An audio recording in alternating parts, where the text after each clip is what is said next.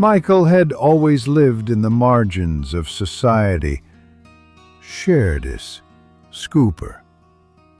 After years of verbal and physical abuse from his father, followed by a bitter divorce, he ended up in the custody of his aunt, an aging woman who offered a roof but little affection. They lived in a dilapidated farmhouse outside a fading Oregon town, surrounded by endless gray fields and skeletal trees that clawed at the sky like the fingers of the dead. His only sanctuary was the basement, a windowless chamber lined with old furniture, broken mirrors, and stacks of forgotten books. Down there, the world above ceased to matter. Down there, he felt unseen, and somehow safe. But solitude breeds strange thoughts. In the dark, silence becomes a mirror, and Michael often found himself staring into it, searching for something beyond reflection. One stormy evening, while moving some water-damaged boxes, his fingers grazed the edge of a rusted tin container embedded within the wall. Curious, he pried it loose. Inside lay a single parchment, brown, flaking, and damp with age. Its ink shimmered like oil under the flickering light. The text, written in a mixture of archaic English and Latin, wasn't a prayer. It was a call, a ritual, a metamorphosis. For the forgotten, for the broken, for those who have nothing left to give but pain. Michael read every word with growing hunger. This wasn't a fantasy. This was a promise. That night, under a sky swollen with thunder, Michael gathered the ritual items: a silver-framed mirror from an old armoire, 3 sterile surgical needles from his aunt's dusty medical box, a dead crow he'd found entangled in barbed wire, a jar of black ink from his art supplies, and a construction-grade floodlight. He dragged everything to the rotting barn behind the house, long abandoned, filled with dust, cobwebs, and secrets. He set the mirror upright against a support beam, aligning it so his whole body could be seen. Then he stripped naked and stood on the cold dirt floor. The silence was heavy, electric. The ink was thick, cold, and smelled of rusted coins. He poured it over his chest, then arms, then face, letting it run like tears and veins of darkness. It felt like being baptized in oblivion. He stared at his reflection. His ink-slicked body was unrecognizable, a creature forming from the void. Then came the crow. Its corpse, stiff and fetid, squished in his hands. With trembling fingers, he tore its wings, cracked its bones, and peeled back its flesh, eating parts raw. The meat was soft, riddled with worms. He gagged, but swallowed. He had to.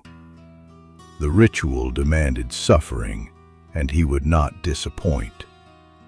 His mouth, now stained with ink and blood, was to become a symbol of what he would become.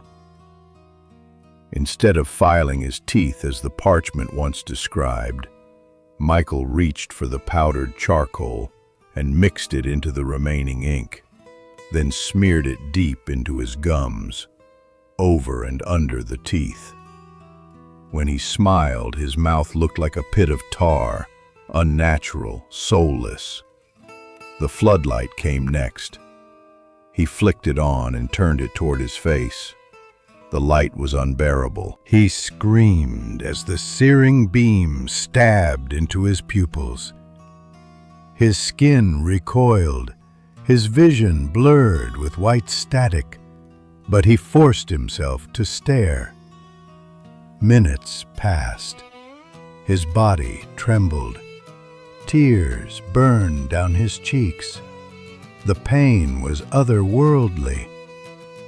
Blinded and stumbling, he crawled back toward the mirror, now half mad with adrenaline and agony.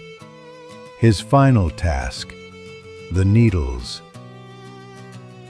With a shaking hand, he took the first needle and forced it through his tongue, then the second, just above it. Blood splattered the floor. His breath came in ragged bursts. The third needle pinned the wounds together like a stitched signature. He knelt before the mirror, a blind, bleeding, blackened creature. And yet, he smiled. With what little strength remained, he chanted through mangled lips, "I hate, and I am hated. I have bled, now I will bring blood. I surrender to the darkness, and the darkness shall remake me.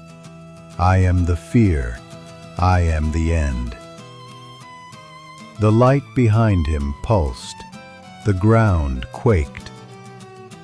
A low, inhuman humming began to resonate through the bond's rotting beams, as if the very air had started to breathe. The shadows along the walls twisted and reached, as if pulled by something unseen. Michael's transformation had begun. His skin tightened like parchment, peeling and cracking. The ink soaked deeper into his body, altering every cell, binding muscle and nerve into something stiff and alien. Black ooze seeped from his ears and nose. His organs ruptured, slowly, like overripe fruit, leaking thick bile across the dirt floor. Within 20 minutes, he could no longer move. Within 30, he could no longer breathe. And yet, he was not dead. His body hardened, twisted into a mummified shape. His bones shrunk against the pull of dried flesh. His mouth locked open, exposing blackened teeth. His pupils melted down his cheeks like candle wax. The candles flickered once, then all went out. In the morning, the barn looked empty. But if one were to step close enough, they'd see it. A figure hunched near the mirror, stiff and silent, encased in dried ink and rot, not quite human, not quite corpse, and deep within what used to be eyes, something still shimmered, something waited. Meta. Pause. Sex. 0.5 dot. They say if you walk by that barn at night, you can see flickers of light through the cracks, or hear low whispers in the grass. They say the creature inside is still listening, still watching, for the next broken soul to find the parchment. Meta. Pause. Sex. 0.5 dot. And when it does, the ritual will begin again.